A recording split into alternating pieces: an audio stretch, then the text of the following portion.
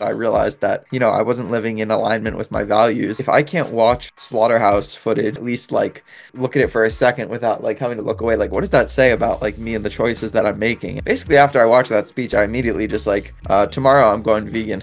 And I was the biggest like meat eater in my whole friend group. Once I commit to something, I commit. So I knew like immediately I'm not going back ever. Hey everyone, this is Ryan from Ethics Fitness, and this is season 3 of the Ethics Approach podcast. The podcast where we highlight incredible vegan athletes, nutritionists, and other influential and inspiring vegans in the community and find out what they do to absolutely kill it on a plant-based diet. If you haven't already, please give us a follow anywhere you're listening to this, and feel free to check out the other content I'm producing on ethicsfitness.com, including the Ethics coaching services, merch, articles, free training programs, and YouTube videos. Also, feel free to check out my personal fitness Instagram at TofuStrong for more podcast updates and additional content. Creating content like this is a huge passion of mine, and I greatly appreciate any support along those lines. All of my links will be in the description, and thank you so incredibly much for all of the continued love and support. In this episode, I'm joined by Boston-based vegan natural bodybuilder and coach, Ben Mitchell. Ben is an example of someone who truly loves bodybuilding. He got his undergrad in exercise and movement science and self-admittedly spends a huge amount of his free time immersing himself in all things bodybuilding, nutrition research, training programming, and all other aspects involved. And it really shows when you talk to him. Ben just recently competed in his first bodybuilding show where he earned second overall in a very competitive class. That's a massive achievement for a first-timer and someone of his training age especially. I had the pleasure of visiting Boston during that time and documenting his journey into that show. So if you haven't already, I highly recommend going over to his YouTube channel and checking that out at Ben A. Mitchell. That's Mitchell with 2 L's. Since then, he's competed in several other shows and has been coaching with the VeganProteins Coaching crew. So if you're looking for coaching, make sure to check that out. Ben and I chat all about how he found bodybuilding and why he decided to pursue it competitively, his story behind going vegan, his last bodybuilding season and how he prepped on a fully plant-based diet, why he decided to end it early and the repercussions of staying contest lean for an extended period of time, his favorite vegan bodybuilding meals, and much, much more. Ben portrays a very transparent, objective, and straightforward demeanor with all of his info, and I think it's absolutely invaluable for all of us vegan fitness junkies out here.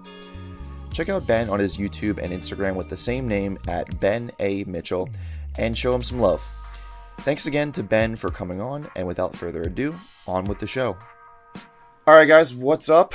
Good morning. It's 9 a.m. over here on the East Coast in New York, and I got Ben up here nice and early with me. He's in Boston, and we're getting this done nice and early. So Ben, thanks for coming on this early, man. Thanks for having me. It might feel a little bit early for you, but for me, having been in prep for so long and used to waking up at like, God, there were some periods of time where consistently I was waking up between like 3:30 and 4, and then you try to go back to sleep, and some days you can, but then other days you're just kind of up and your brain is going, and it's like, okay, I don't want to just lie in bed. Some days I would literally say like you're not getting out of bed till 4:35. You're gonna lay there with your eyes closed because at least you're getting some kind of like relaxation, even if it's not necessarily sleep. Maybe you'll drift in and out. But I feel like I'm only getting to the point now, 3 weeks into kind of my recovery phase slash off season, where my sleep is starting to return more to normal. Like I'm actually sleeping more than it never really got worse. I think there were times during the spring actually where it was down to like 5 or 6 hours a night. Was probably the worst that I Yeah. got. But recently it's been 6, 7. But depending on when I was going to bed, if I was going to bed at like getting tired at 8:30, 9 o'clock, if I'm getting 7 hours, I'm still waking up at 4. So it's only been like the past couple days or week where I've been able to sleep until like 5:30, 6 o'clock. And like I think yesterday was 6 o'clock, and I thought to myself, I'm like, I think this is literally the latest I've slept in this entire year, like 6 o'clock in the morning, which is 6 a.m. Dude, that's fucking crazy. nuts. Yeah. So, Everybody thinks that um, I'm crazy for getting up at like 6:30, like 7, and that's not even early. I'm like, dude, guys, this is not even like this isn't a yeah. thing. Like, yo, when I came to visit you in Boston, I think we got up at like 5 a.m. and stuff. Yeah, and part of that was because of the show and you have to be up early. So there's that. Part of the reason that I got into the this pattern, I guess you could say, in the first place, because it doesn't really matter if you're going to bed at midnight and waking up at 7 or you're going to bed at 8 and waking up at 3, whatever, it's the same amount of sleep, was that I was working for the first half of my prep. It's kind of weird because I like was planning on doing one season. I'm sure we'll get into this, I guess. But I was planning on Mm-hmm. doing a season in the fall, and then I ended up doing a season in the spring, and then I ended up not doing the fall season. So it's like, when did my season start slash end? But anyways, like from November last year up until April of this year, so pretty much like up until my first show, my entirety of my prep, I was working at a gym and I was Mm-hmm. doing the morning shifts there. So I was getting up at 4:15 every single day. And so that's kind of what got me into that pattern and habit. And at first, I was sleeping like 8, 9 hours a night, but then once you get to the end of prep, it's kind of inevitable that the sleep starts to fall off. Right, right. And we'll definitely touch on that a bunch too. But real quick, just to start from the ground up here. So your name is Ben Mitchell. You're a vegan bodybuilder. What else, man? Like, what do you do? What's your elevator pitch, man? Let's give everyone a little breakdown about Ben. Yeah, so I'm a vegan bodybuilding and health and fitness coach, I guess you could say. I work with Vegan Proteins. So Danny Taylor, Giacomo Marchese started Vegan Proteins. Uh, God, like 20 years ago or something like that. So they've been doing it for a long time. They were kind of like the OGs in the space, I guess you could say. At first, it was a Mm-hmm. protein powder company, and then eventually they transitioned into doing online coaching, and they've been doing that, I think, since 2008. So recently, earlier this year, that's actually why I left the gym job, was to come work for them. And so now I'm a coach with Vegan Proteins, and it's been one of the best decisions that I ever made. I absolutely love working with them. They're wonderful, amazing team um, of individuals there. It's a smaller company, which I really like. They're actually local to me, just kind of Mm-hmm. coincidentally. So um, that's my job. So work for Vegan Proteins. I went to school for exercise science, so I have my bachelor's degree in exercise science. I'm also a nationally board certified health and wellness coach. So I got that certification, which is basically like behavior change coaching, very like evidence based. And that was something that I did during my undergraduate. Initially, I had planned to maybe go to school for physical therapy, like doing a doctorate in physical therapy. But after I basically did all the prereqs for graduate school, like I did my observation hours, I did all my extra classes that I needed to take, I decided that it wasn't really for me.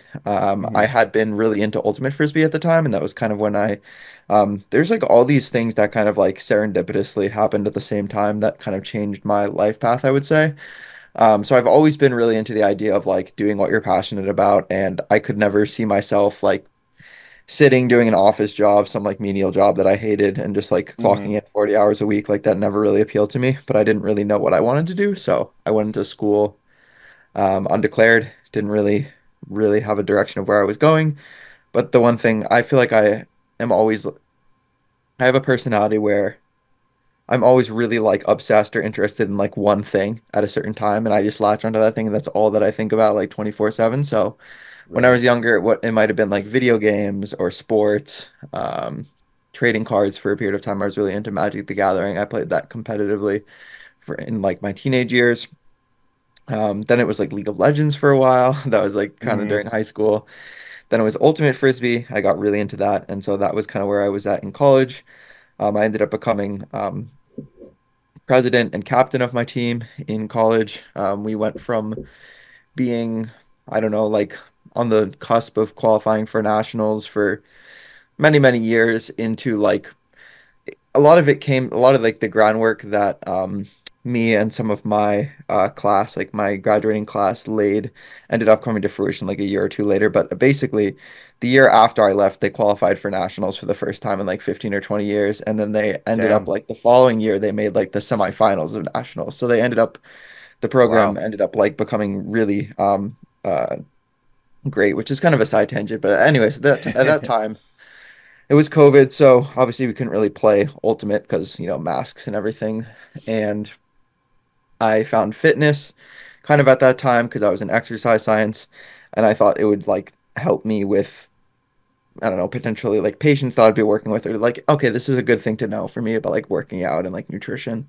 Mm-hmm. And we had like a basic nutrition class that was part of our course curriculum. And then started getting into training around that time, like 9 months after I started training, COVID hit. So shut down all the Ultimate Frisbee. That was also around the same time that I went vegan. And that was kind of the same time that I realized I didn't want to do PT. So it was like all these things happening at once. Ended up going to graduate school for nutrition for a semester. Realized it wasn't really for me. It was very clinical. I wanted to be more kind of directly hands-on. And that was kind of always my plan Hmm. was to work for some sort of coaching company like Vegan Proteins, Hmm. which was honestly like my dream job at the time. If you could have like described to me, yeah, you're like an online vegan health and fitness coach and that's what you do, I would have been like, oh my God, that's amazing. But who's Uh-huh. ever going to hire me? I'm right out of school. So I was like, okay, I'll just go and get another degree and that'll give me some credibility, even though I'm young. So did a semester there. I'm like, no, I can't do it. I can't do it. Like I was Uh-huh. doing well in my classes, but I just didn't like I didn't have that. I couldn't see myself doing another 2.5 years of schooling and then doing like a 1 year internship. And Hmm. yeah, I was just couldn't imagine it. So I started applying for jobs. I ended up getting a job at a different coaching company. So I did that for a period of time and then ended up kind of going off on my own for a bit. Had some sort of life things that happened. And so there was like a year where I was kind of in transition before getting that job at the gym and transitioning to um, working in person for a little bit, and then did Hmm. that for a period of time, and then kind of reached out to Vegan Proteins as I was getting closer to my first show, and kind of knew of Danny and Giacomo through some mutual connections, but hadn't really had much formal Hmm. connection with them, and it just was the right place, right time for both of us, and that's where I'm at right now. So yeah, work with vegans, plant-based people, those who are looking to transition, health and fitness goals, that sort of Yeah. thing. And for myself, I am a competitive natural bodybuilder. That's something I'm super passionate about. I spend a disgusting amount of my free time just listening to podcasts and consuming content relating to natural bodybuilding, health and fitness Hmm. adjacent related topics, psychology, coaching.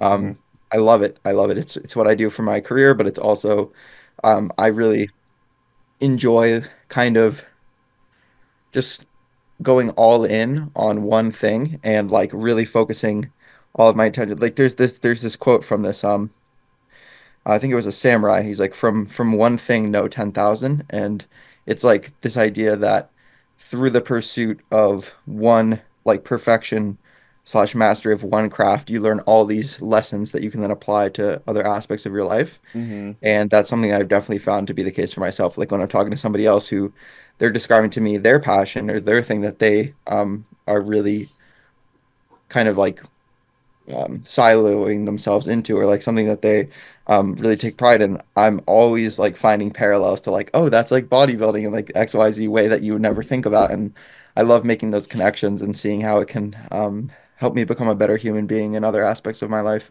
Having more Yeah. patience, delayed gratification, that was something I sucked at for so many years.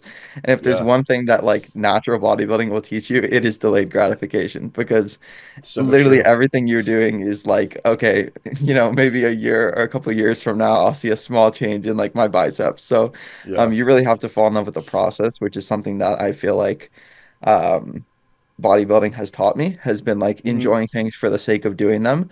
And then anything that comes as a result of that, like the outcome is kind of just an extra, like the cherry on top. Yeah, man. So you're basically the vegan Mike Israetel. You specialized in exercise science. You're Well, vegan. I did shave my head now, so even Nice, more nice. so. Yeah. The natty vegan Mike in Israetel, dude. I love it. And yeah, natural bodybuilding really does teach you crazy patience, man. I mean, like in a world where everyone today just wants instant gratification, I think it's honestly, I'm sure you would agree, it's probably one of the best like disciplines you can kind of go into for like patience because dude you need to like just wait and like tweak things slowly one thing at a time and experiment and just give it like a year, like 5 years, 10 years, it takes forever. You don't get it right away. I kind of love that. Like that's one of the things that I think has drawn me to it that maybe initially I didn't really think about, but now it's like Yeah. it takes a rare person. Like not everybody is willing to be that patient and willing to like commit to something for such a long period of time without knowing exactly that you're going to get a certain payoff. Hmm. So I think it turns a lot of people away and it kind of self-selects for those people who are, a little bit more patient. But again, I should say like that wasn't how I was at first. Like I kind of learned that through Hmm. applying it, and I learned to appreciate that delayed gratification. And that was something that I did not have before. Like I used to always be somebody who was like, no, I want it now. Like I don't want to have to wait for this sort of thing. Yeah. Um, just thinking about other things that are coming to mind in terms of what it's taught me. Not only like the patience as I just mentioned, but also um, oh God, what was I thinking here? Train of thought. It'll come to me again. Yeah. Well, let's keep touching on the topic of bodybuilding here, because obviously I want to touch on other things too. But while we're in this, so you kind of found it kind of sounds like, and from what I know too, you kind of found fitness and bodybuilding through Ultimate Frisbee, right? To an extent. Yeah, I mean, kind of. So I would say Ultimate Frisbee is what led me to study exercise science in the first place. And then Okay. once I was studying exercise science with the intention of going into physical therapy, my idea was that like, oh, I could be a physical therapist and work with like ultimate athletes. Like that was, you know how I mentioned, okay, I'm always all in on like one thing like that. That was Yeah. okay, I'm gonna make my passion my career as well. How can I Hmm. make these things intersect? So that was the idea. And then I just randomly picked up this book by Mike Matthews called Bigger, Leaner, Stronger that my dad had bought and it was Oh, lying I know around the that dude. house. Yeah, yeah, yeah. He runs Legion, which is like a Yeah. supplement company that's pretty popular. Uh-huh. And so I read that book and I started to apply some of the things because I was like, okay, well, I should, the best way to learn is through experience. So I'm going to try tracking things, weighing them, designing my own meal plan, going to the gym. And at first I was a little bit hesitant slash resistant, but then I decided I'd give it a fair shot. And my personality type is very much like if I'm going to do something, I'm going to do it. So committed to it like super hard, was following this like really like rigid meal plan. I didn't understand necessarily like I read the book and I understood like okay, protein, carbs, fats, that sort of thing, but I was like Hmm. very rigid about following my meal plan and going to the gym. But I was still doing a bunch of whack stuff. Like I was still like training fasted and like Uh-huh. doing way too much cardio and I lost a bunch of weight really fast. So I lost like I think it was like 170 pounds. I wish I had taken more photos from back then, really. Hmm.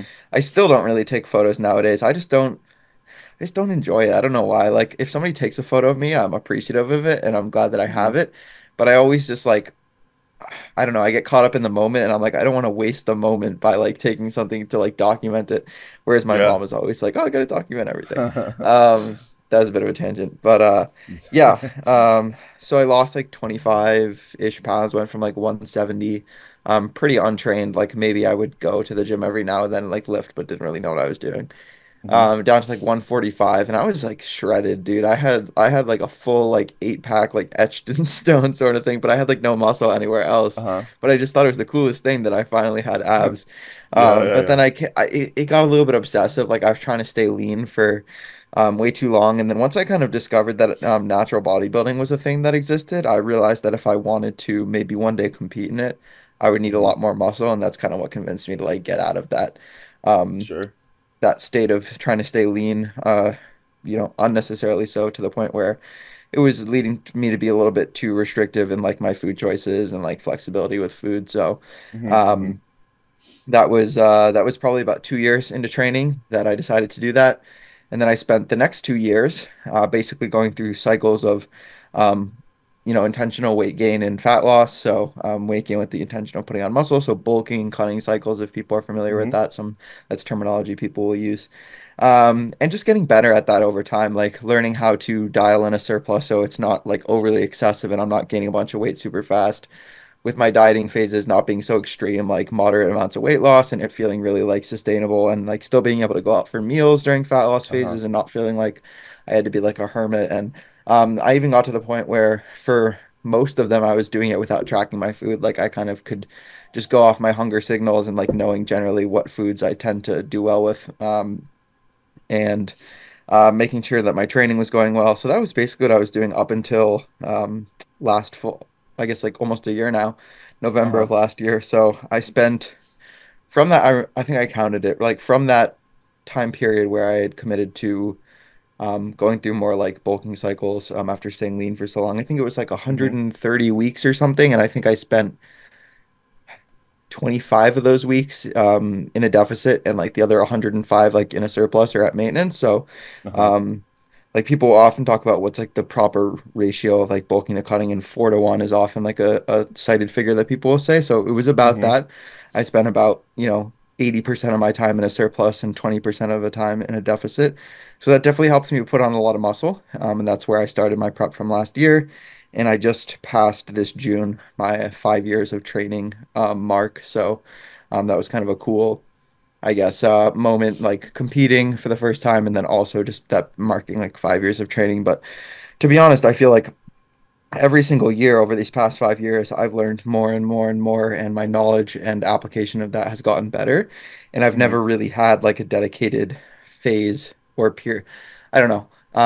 I obviously like I spent the last 2.5 years prior to my prep like going through these bulking and cutting cycles, but I feel like it's just so early on in my training career that I still have so much potential to be unlocked. So Yeah, for sure. I'm really excited about kind of what these next years will bring, which I guess we can get into later when I Yeah. talk about like my future plans. Yeah. Let's touch a little bit more on everything that you did to prep for your bodybuilding show. So obviously you were vegan the whole time going into your prep. You were in a surplus for, I mean, really like a while at that point, like you said, and you kind of found yourself in this position where like, oh damn, there's a show coming up, like local, like I'm just gonna kind of commit to this and go for it. Let's touch a little bit about like how you dieted into that, like maybe your strategies and stuff, like what you're eating, how you're training, um, and then how that first show went, and then everything after that, man. Like I'm interested to hear about personally because like I've barely talked to you since then. So like let's get into all that, dude. Yeah, I'm gonna try to keep it as succinct as possible. If anyone wants more detail on my YouTube channel, just like Ben Mitchell is I think my actual like username is at Ben A Mitchell. I put up like a roughly an hour long video recently talking about ending my prep, and like I go very much in detail of like the entire prep from start to finish, like why I started, what I was going through, some of like the physical symptoms I experienced. So I'll touch on some of that there, but if people want like a more in-depth kind of look into that, they can go check that out. Hmm. So basically, I decided to start my prep because one of the natural bodybuilding federations, of which there are a couple, drug tested federations, they are holding their world championship in Boston this year. So that is in November around Thanksgiving time. And when I found out that that was being announced last November, I said, "Oh, like I would love to compete in that because I'll be able to have a lot of friends and family who can come out to watch and support the show." So I started prep around that time last year, November. So giving myself a full year to get ready. That's one thing people don't often realize is how long it takes you to get into contest shape. Because you can lose a little bit faster at the beginning of your prep, but you really need to be like Hmm. conscious about how fast you're losing weight at the end because you don't want to risk losing muscle. So I started from a body weight of around 190 pounds. So I'm 5 foot 7.5 for reference, and that's usually the heaviest that's the heaviest that I've ever gotten during kind of an off season. Hmm. Twice I've gotten to that weight, and like once my body gets above 185, it really doesn't want to go much further. I think Yeah. we all kind of have these points, these like upper intervention points where it's like if you want to get above that, you have to really like, be dialed in with meal timing and like the types of foods that you're eating. And So true. um, y- even then, you usually still feel like kind of just like bloated and stuffed and like You feel not good. terrible. Yeah, you just don't feel like you don't have energy. Even though you're eating all this food, it just kind of like makes you feel a little bit like bogged down. Hmm. So I was almost at that point. So it was very easy for me to diet from there. I was eating like probably 4,500 calories a day. Hmm. And so immediately I just started dieting, which looking back now, I think it was a little bit aggressive to make this much of a cut. First off, like I would do it differently in the future. But I basically like halved my caloric intake. I was going down to eating them like 22, 2,300 because I didn't really care about food. I didn't have much of an appetite. So Hmm. that initial drop basically lasted me throughout my entire prep. I didn't really make many changes to food Uh-huh. outside of that. I would occasionally throw in some like higher carb days as I got leaner because I needed a little bit more energy on some days. but I pretty much kept my caloric intake the same and just increased the amount of activity that I was doing, mainly through walking, through steps, which I also overdid at the end. Like I was walking the last month before my first show, I was walking like on average like 25,000 steps a day and like wearing like a Dude, 20 so pound crazy. wearing like a 20-pound weighted vest on top of that. So, yeah, it was way too much, way too much. And it's funny, I was looking at the Ryan came and filmed a like show day kind of experience thing for me, which will be coming out soon on the YouTube channel, which I'm stoked for. Yeah. And in that video, I talked about we were driving to the show and I talked about like, oh, this prep pretty much went perfectly. I wouldn't change a thing. And it's funny because hindsight, looking back now, I'm like, I did so much stupid Yeah. stuff that I would totally change. But like when you're in that moment getting ready for the show, of course you don't want to believe that you like potentially could have done things better. I So knew that's you were just gonna one say of the that. yeah, that's one of the things about self-coaching is like it's easy to get in your own head about things, but honestly, man, I love it. Even if the outcome isn't the same, like I love Hmm. kind of having that mental conversation with myself. It's kind of a sick trait of mine where it's like Yeah. I enjoy like playing games with myself in my head, and like having these conversations. So started my prep at 190, dropped the first like 20 pounds super easily. That was actually, if you remember, when I came to visit you and we did the shoot for Billy's company, the protein powder Yeah. thing Hmm. in January. That was right around the time that I was ending that initial diet phase. So that was, I think, 7 weeks, and I dropped about 20 pounds. Some of that's just like glycogen and water dropping off in the first week. Hmm. Um, but then I was down to like 170, and then I took like a week diet break around that time, and then dieted for another 7 weeks and got down to high 150s, 160. And my initial plan was to then hold that slash actually gain back a couple pounds through those like early spring months Hmm. and then start dieting again in summer for the fall shows. I predicted my stage weight to be around like 145, 150. But I got a little bit antsy and I thought I was like, damn, I'm looking really good. I got some spring shows coming up around here locally. So let me just hop into a couple of these spring shows. And like I won't be my best, but that's okay. It'll still be good experience for me to get up there and then I'll be able to continue for the fall shows. Hmm. So not only was there the World's Championship at the end of the year, but the Mr. America competition with Plant Built, which is a team of vegan athletes that competes every year in like bodybuilding, powerlifting, strongman, strongwoman, kettlebell sport, CrossFit usually, although CrossFit was kind of its own separate thing this year. Hmm. So I was doing that, and I was like, yeah, I'll just do some spring shows, get some experience, get my feet wet because it's my first competitive season. Um, so I am a very competitive person. As the shows got closer, I had a little bit of this like, all right, you're a contender. Let's go hard. Like this is a classic like bodybuilding blunder, by the way. Like I've heard competitors do it. Like so many competitors have done this, especially if they're self-coached. Like you just Hmm. get in your head thinking like, okay, I need to work harder. I need to work harder. I need to do more. And usually Uh-huh. that's the time where you really don't need to do that. And that's why it's helpful to have like an objective. Like I can say objectively, like if I had a coach during that period, they would have said like, "What are you doing? Like stop doing this. This is a bad idea." Hmm. Um, and I feel like maybe I knew that subconsciously, but I still just like didn't want to show up out of shape, which basically means like not lean enough for my category because I compete in Hmm. bodybuilding, which is like you want to be the leanest you can be and be the most muscular that you can be. And I definitely got pretty lean. But as I mentioned, I was like ratcheting up the steps at the end of that prep. I was like I was killing myself with cardio, like on top of that. And even though I was maintaining my strength in the gym, I was like, as long as I maintain my strength in the gym, it doesn't really matter, like, anything else. Like, if I maintain my strength, I'm maintaining my muscle mass. And now I'm not Hmm. entirely sure that that's the case because I think I did look my best probably like at that like one high 150s, 160. Like, I have some photos from that time. And I Uh-huh. think past that, I probably lost a little bit of muscle, pushing things too hard at the end. Yeah. So it'll be interesting. Just like I can definitely pick out some photos where I'm like, okay, this was my best look slash like where I was most happy, and then this is where it started to kind of go downhill a little bit. So I can kind of Uh-huh. pinpoint that and diagnose where it went wrong. And usually that's what happens in your first season. You make these mistakes, you learn, and then the next time you do it better. Yeah. Yeah. So I am excited to see next time I prep, how I kind of handle things differently. That's kind But of one of the anyways, that beautiful first, things about natural bodybuilding or bodybuilding in general, or really honestly anything. It's like the first time you do it, even though you could be so prepared, you don't really know what's going to happen until you already do it. And then you learn so much from it afterwards.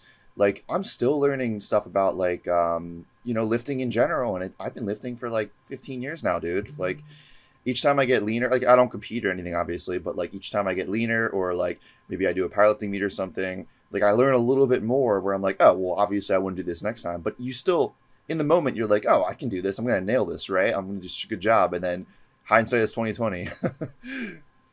I'm still gonna get you and Julian to do a men's physique competition sometime. I'll coach you guys through it. No, maybe because maybe I feel Julian.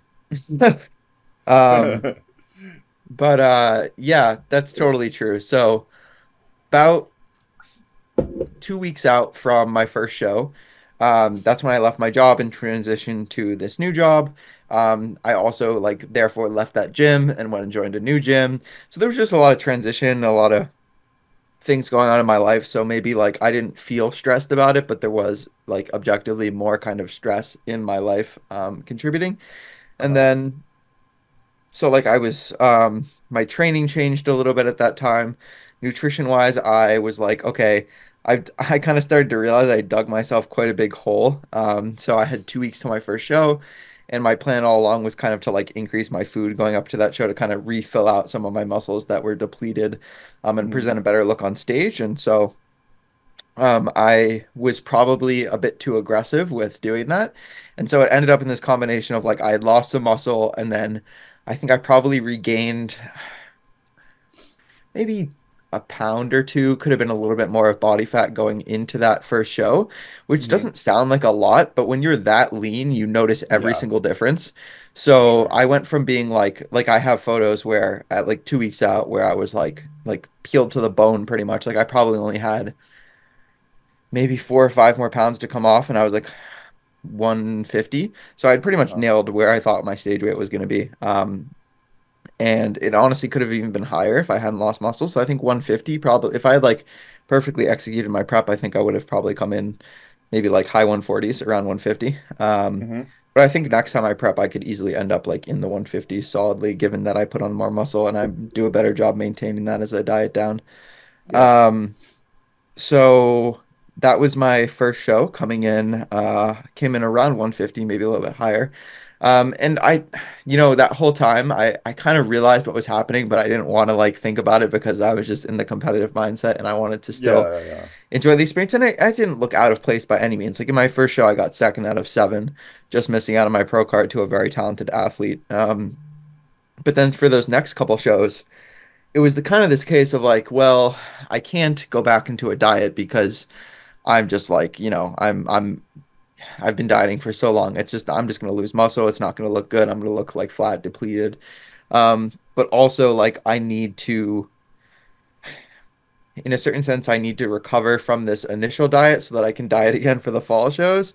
yeah. So basically, I was like gaining body fat between my shows in the spring, which is very difficult mentally, also knowing that I had lost some muscle, Hmm. and stepping on stage. And so, like, placings wise, I didn't even really care about that, but those, placings were not improving. And so by the time I got to my fourth and final show of the spring, I was very mentally tapped out from the whole competing thing, and it was hard Uh-huh. for me to wrap my head around the fact that I was going to have to start dieting again for the fall shows with less muscle than I had in the previous time. Yeah. And I was just very like rigid about like, no, I don't want to give up. Like I've put so much work into this. I don't want to just like throw in the towel preemptively.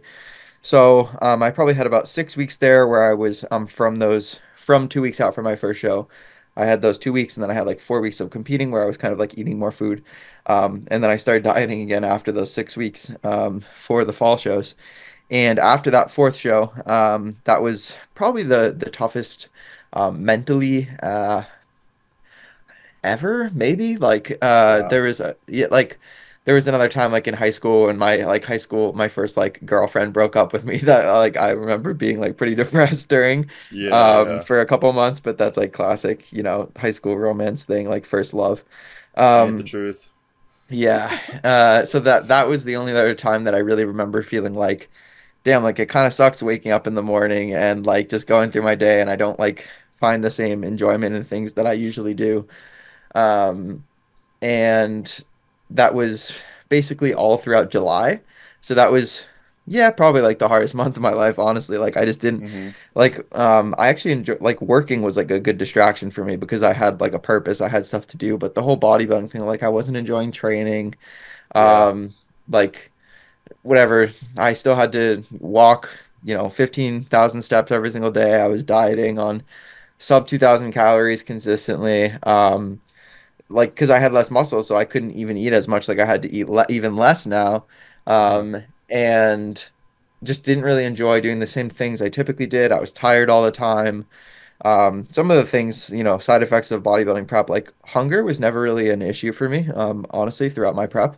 Um, but like food focus was something that was definitely there, like thinking about food all the time, 24/7. Yeah. I really don't like that because it's almost like It this sucks. mental prison where it's like I want to be focusing on what I'm doing, but I can't because I'm just thinking about like something else all the time. So Yeah. you're not like somebody's talking to you and you're like thinking about your next meal instead of being engaged in the conversation.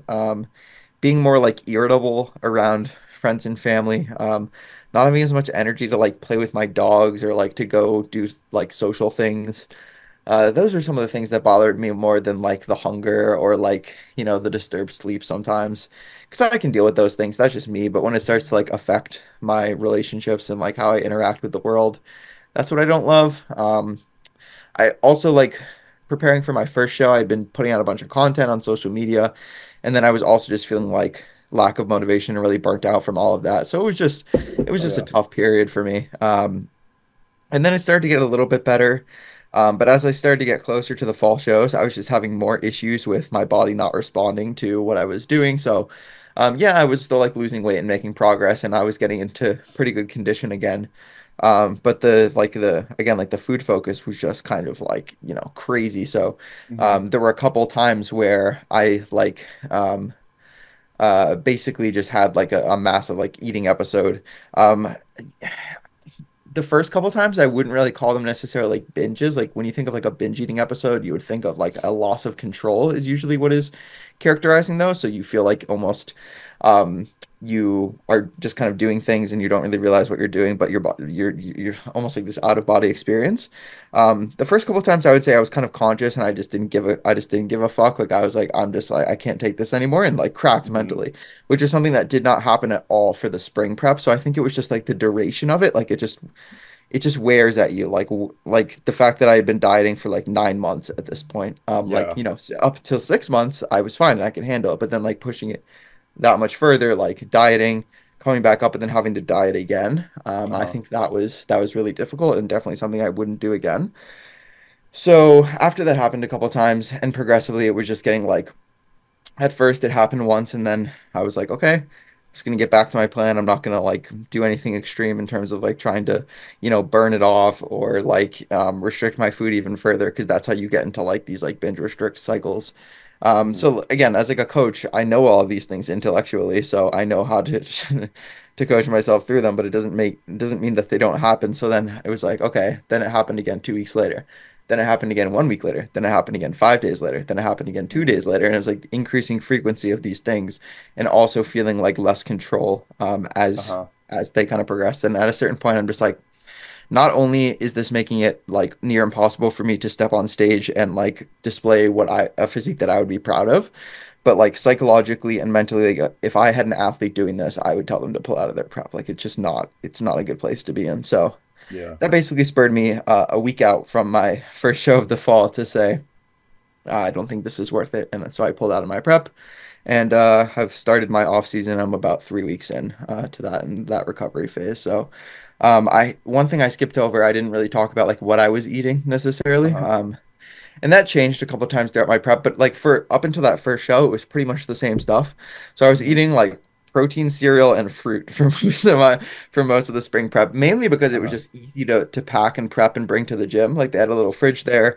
And I didn't want Uh-huh. to have to like make a meal in the microwave and like I was trying to do my job, so I basically just brought stuff that was really easy to eat and prepare so I could keep Yeah. like a quart of almond milk in there and like the cereal with me and fruit is really easy to and portable. So I was more or less following like a meal plan and my day was very routine because I was at the gym from a certain period of time. Then I would train, then I would go home, then I would maybe like record a podcast and then like be doing my steps. prepping my meals for the next day, posting something on Instagram, and then going to bed, and then like restarting the. So I very much lived like, like the Groundhog Day every single Regimented. day, like throughout the first part of my prep, pretty much. And then it was a little bit different after like those first string of shows into the fall. But again, I think it's hard to really like nail down like all of the issues that had compounded into that. So that was a little bit about my prep. Yeah. I want to just chime in and say that that protein cereal is delicious, dude. I love that stuff. I can't find it anywhere anymore. Yeah, I'm actually I've been liking have you tried Three Wishes? Yeah, but it's not as much protein.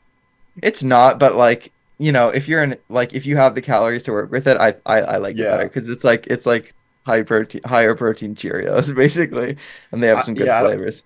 I don't find them as sweet. And like for the premiere No, stuff, like it's, they use like a bunch of sucralose and stuff. it's It's true. like tasty. No, that's I true. love it. So we kind of segued a little bit into food here. Do you want to actually, before we touch on like veganism and all that, let's talk a little bit about like how your recovery's been going so far. Like how's your mental state now? How's like training going? Like what are some changes you've noticed so far? Yeah, it's interesting. I would say that from a competitive bodybuilding standpoint, the reason that I compete is as a form of like advocacy for veganism to show people that you can be competitive as a bodybuilder, Uh-huh. naturally without eating animal products. And so I don't know how much I really love the process of competing itself. It's a lot, it's a lot on you mentally, a lot on Hmm. those around you. So. I definitely think I'll compete again because I am that competitive person and I'd like to try to like actualize my potential and I think it's cool in certain ways. But yeah, the reason I really love bodybuilding is just like the everyday stuff, like the going to the gym, the training. I love the training, and that was one thing that was hard about prep is like you're not really getting stronger, you're kind of just trying to maintain your numbers and it gets pretty Yeah. monotonous and boring after a time. So that was probably one of the things that also really disliked about it. Um so training has been going a lot better. I'm doing a little bit of a different split now. And other than like it's funny, like the day after I transitioned into my off season, I had this like I don't exactly know what happened, but I went to the gym, I trained legs, and then like the next day I woke up and I had this like searing pain down like the right side of my hip and back. So I think it's might be like sciatica or something like that. Uh-huh. So I've been dealing with that for a couple weeks, but it's been getting better. So I'm optimistic with that. So that's been, I guess, a challenge so far. Okay.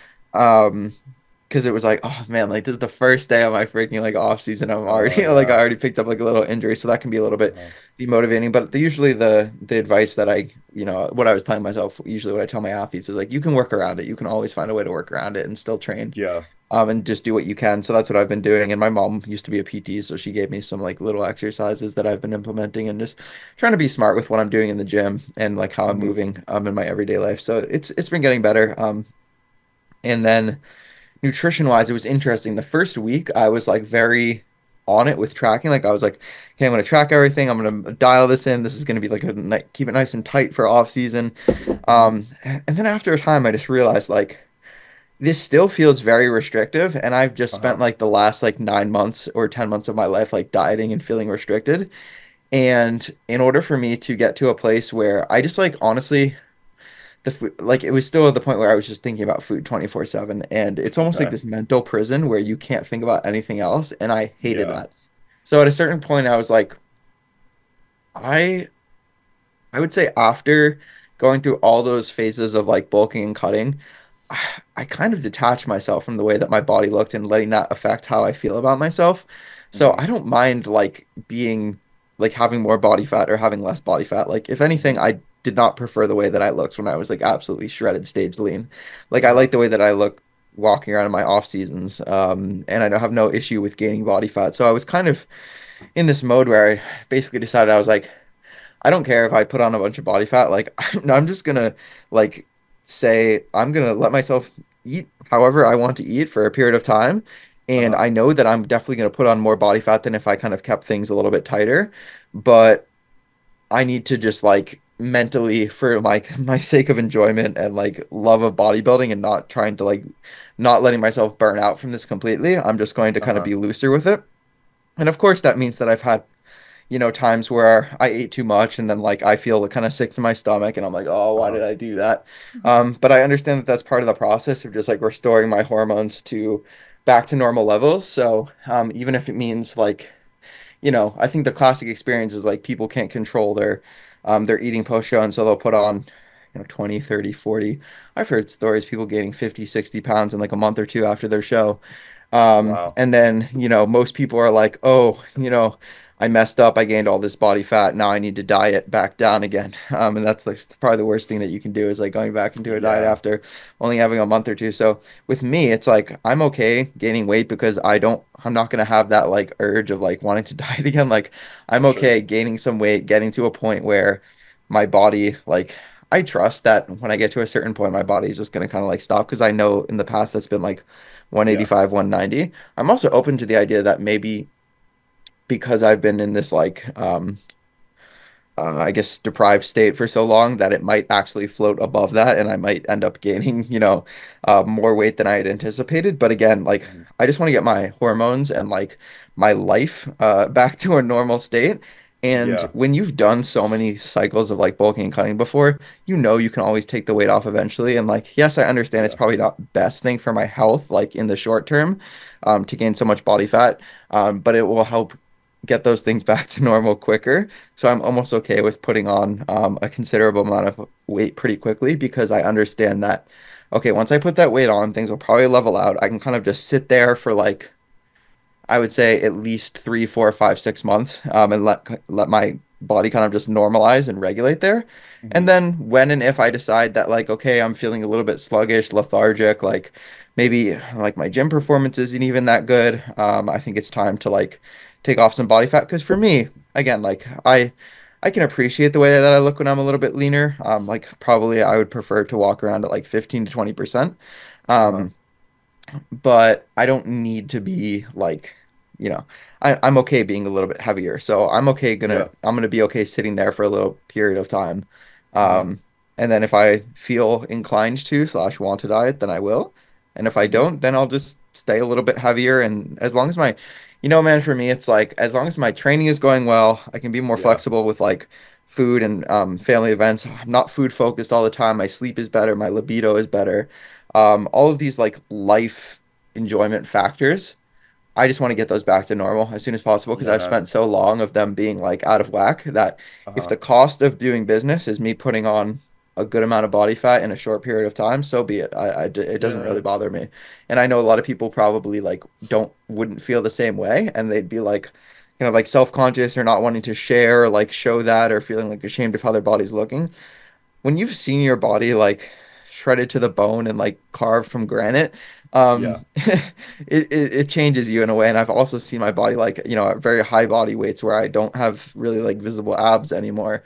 Hmm. So it doesn't really bother me to see myself and be like, this body composition is like objectively not what I would maybe like prefer, or like, I don't look as quote Yeah. unquote like aesthetic as I did a couple months ago. But I Uh-huh. know again, like in the short term, it's helping me get back to a place of like normality, and then I can Yeah. always take that body fat off later. Like it's a short term thing. So that's kind of where I'm at with the recovery. Nice, man. That sounds like you're getting to a much better place. You're gonna start making a lot of progress again soon, man, which is fucking awesome. You have a lot of potential ahead of you. I mean, you've only been lifting for 5 years. We know that you keep gaining a lot of muscle for a long time, like well into your 40s, 50s, even. One thing that you made me kind of think about there is one of the natural lifters I really like on YouTube. I know you're familiar with him, Alex Leonidas. He just went vegan, which I think is awesome. But he really talks about like letting yourself get to a good spot of like a place for body fat percentage, so you can really progress and focus on your lifts and like really build a lot of muscle that way. And I think that peak area a lot of times is a little fluffier than a lot of us want to be because we want to be like the aesthetic bro on Instagram and social media and stuff. But so many of these dudes, they either are outliers with genetics, like they're the top like in the lifting space, like 1%, which is already like a small segment of a already small segment of the whole global population. It's like extremely rare, and a lot of them are also on PEDs. So that's another thing. It's like when you're natural and you have like, maybe you have pretty good genetics, but you're not like a fucking outlier. You got to be like in that like 15 to 20+% body fat range to like really progress and push to the next level and like be healthy mentally, feel good. It's not always easy to maintain like 10% or lower for a lot of us. Yeah, that was something that I had to kind of come to terms with was like I train my best when I'm at 15 to 20% body fat, even though I'd probably Yeah. prefer to be like 10 to 15%. Yeah, for sure. And then actually, as I spent more time there, I came to appreciate and enjoy that look more, which I think is a benefit. Something I'm curious to try this off season is getting to kind of like the max body weight where I feel really strong in the gym, but I'm not force feeding and it's kind of just like a comfortable amount of food, like wherever that ends up settling. Uh-huh. Like I actually haven't really been like weighing myself at all, and I haven't really been tracking my food. So I've Hmm. kind of just been going off of like I have a lot of really good ingrained habits. Like I'm eating a protein every couple hours. Like I'm trying to eat a lot of fruits and vegetables. So I still have. Uh-huh. It's not like I'm just like eating whatever the kitchen sink.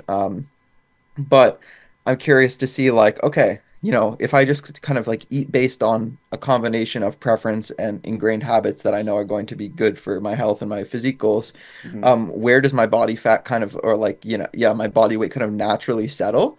And Uh-huh. then just like staying there. Like if it's a good place for me to train there, I think there's if it's like if I'm a heavier human being and I'm requiring more food, that's more nutrients that's coming in. So I find it hard to say it like, let's say that ends up being around that 185, 190 mark. I'm eating maybe like 4,000 calories a day. I find it hard to believe that like basically maintaining or hovering within that kind of small zone of maintenance at a higher calorie intake is like strictly worse than getting up to that really high point, maybe trying to like force food and like push my body weight higher than I want to be to the point where I don't feel good, then cutting back down to like resensitize my appetite and then pushing Yeah. back up. Like I'm not confident that that is necessarily better than just holding that high body weight and just like training at a point where you feel really good. Because like if your training Hmm. is good, that's what's driving the catalyst for muscle. And if you have Yeah. enough body fat on your frame, then you can use that for energy, and probably see some motor recomping effect. And they've done some Hmm. studies recently where they're showing like basically as long as you're not in a deficit, you're probably building close to as much muscle as you would be if you're in a surplus. Maybe it's not quite Hmm. as much, but it's Uh-huh. probably close. And the heavier that you are, the more body fat that you have, the more that that makes sense. Like, Yeah. okay, if you're a skinny dude and you have no appetite, like this probably isn't the best approach for you. You probably need to like push yourself a little bit outside of your comfort zone and gain some Hmm. weight, because you don't have that body fat to pull from. But if you're a little bit heavier and that's where you find that you train best, maybe that's fine. So that's something that I'm curious Yeah. to experiment with this off season. That's awesome, man. This is completely anecdotal, but I think it's also a glimmer of hope for a lot of people who've been lifting for a long time naturally. So I think I was trying to stay a little too lean for a couple years or so. Like I was doing bulk and cuts and stuff a little bit, but nothing too much. Like I was staying, I think still like around 13% ish, and getting as lean as like, I don't know, maybe 10. My training was pretty good. I felt really great. I was eating a lot of food still. But I just wasn't progressing. I was like, I was getting things were getting kind of stale. Last year, I let myself just really just eat, for a powerlifting meet and like fill up my weight class, which was 198, and I bulked up to like 200 again, like 202, maybe a little over. My lifts were going great.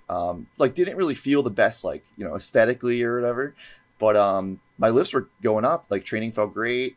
And then I recently dieted back down, but not intentionally. Like I kind of just moved more. Like I started doing Muay Thai and stuff, and I kept my calories. The lowest they ever went, and they've been, is at 3,000. So I got down to, I don't know what my body fat is, but like I'm fairly lean, and I weigh more than I ever have at this body composition. And like I've been lifting for a long time. Like I feel like the last time I was this body fat percentage, I was more like 180, 184, 185, and I'm hovering at like 188 to 190. So like, obviously maybe there's some other variabilities in there, but I definitely am stronger than I've been, and I feel like I have a better body composition. So I don't know, like part of me is like, well, maybe like there was a little bit of like a delayed result from trying to stay too lean, but also training hard. That like things kind of caught up when I let myself eat enough, or maybe I just like had a really successful bulk. I don't know, but either way, like you dial shit in more and more, and like you still can get progress after many years of lifting.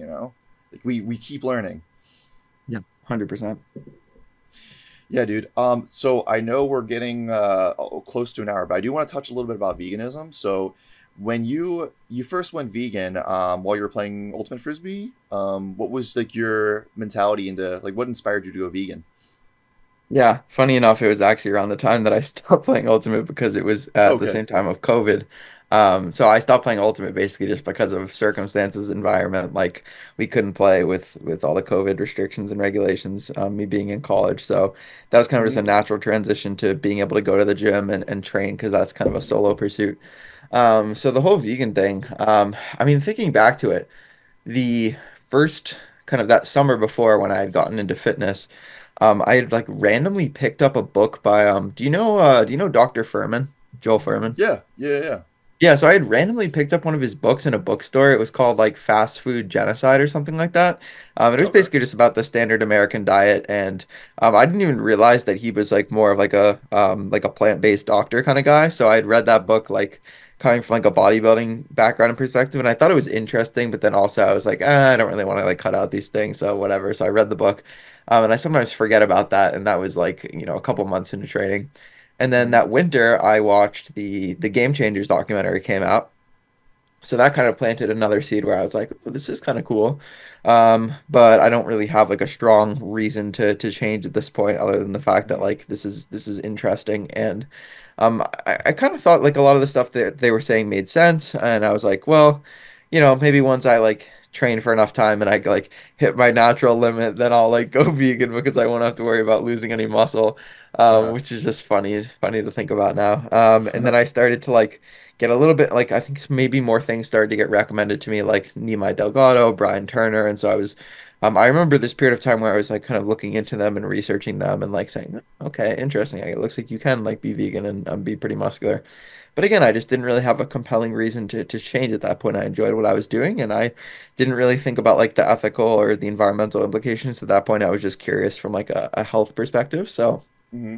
a couple months went by, went back to school for the spring semester, and that was around the time that COVID hit. So that was in like March, and actually, all the restrictions and the lockdowns started basically like I was supposed to fly out to Iceland for a spring break trip mid-March, Mm-hmm. and it got canceled the day before my flight got canceled because it was right around the start of like all this stuff happening, and they were like, it's a little sketchy. We're not gonna go. Yeah. And then like literally like 1 or 2 days after I would have been in Iceland, everything closed, like the borders closed and everything. So I would have been literally like stuck in Ooh. Iceland. So it was good that that happened. But I was left with a bunch of like free time. I was on my spring break. I was at home with just like my parents, and so. I was just like, I don't know. I was tooling around, and so I saw, um, I watched Netflix documentaries. I think I saw, I'm forgetting some of the names of them. What the Health? I watched that one, and then I Uh-huh. think I watched like Cowspiracy. Dominion. And so I would, huh? Did you watch Dominion? I feel like that No, came not out at around that. then. No, not at that point. So these were more like again more like health focused ones. Okay, And sure, I sure. think I had like after so I watched those and I was like, this is becoming more compelling to me.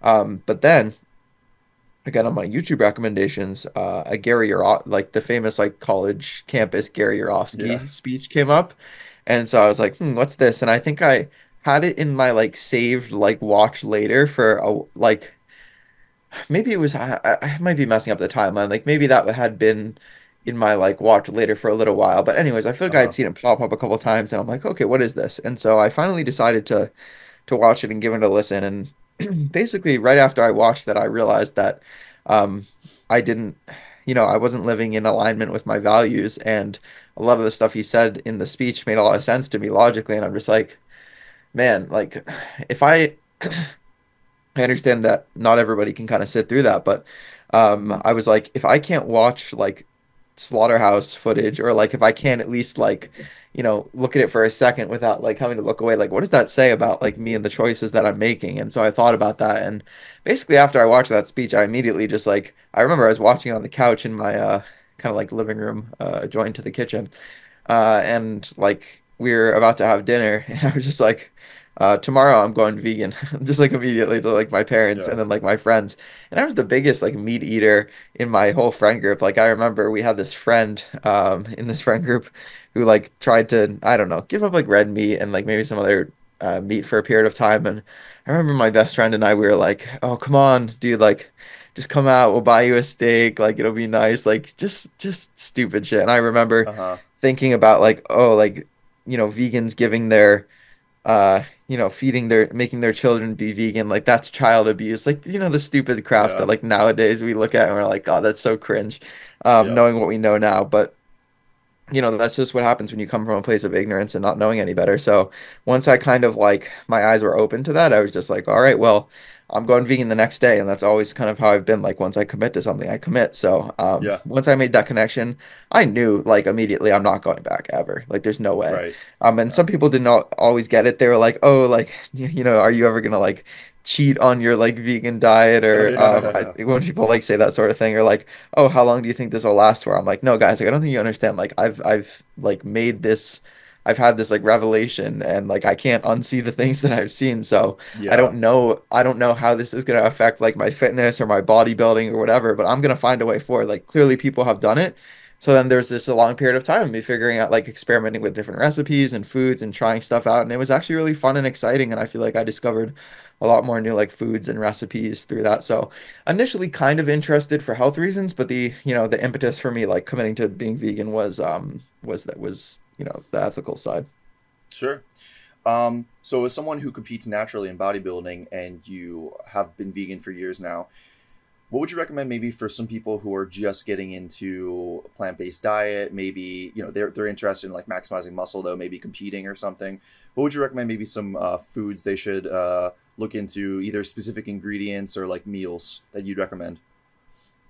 I would say, first of all, it could be a good idea to potentially work with somebody if you're like having trouble, because sometimes, you can learn all these things on your own, but sometimes just making like an investment into that will save you so much time and energy that it can be worth it. So, I have Hmm. a lot of clients who are kind of like in that, or we like come to our coaching company in that sort of space where like they're trying to transition or they've been vegan for a year or two, but they don't know how to like make it work with like getting enough protein and dialing in the resistance training. So I'll say that up front. But in terms of there are a lot of great educational resources out there if you know where to look. In terms of like foods to incorporate, I would say the not that it's like difficult once you know what you're doing, but it's obviously more difficult than people who are omnivores, like to get enough protein in on a vegan diet just because the choices aren't as widely available.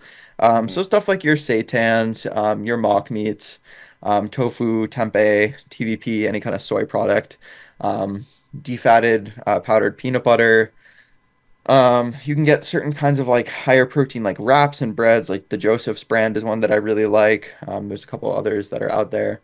Higher protein plant milks like soy milk. I consume a decent amount of soy. I don't have any issues with it. I know some people have allergies to that. Hmm. Vital wheat gluten, which is seitan, like is what makes up seitan, but also is added oftentimes to a lot of other products.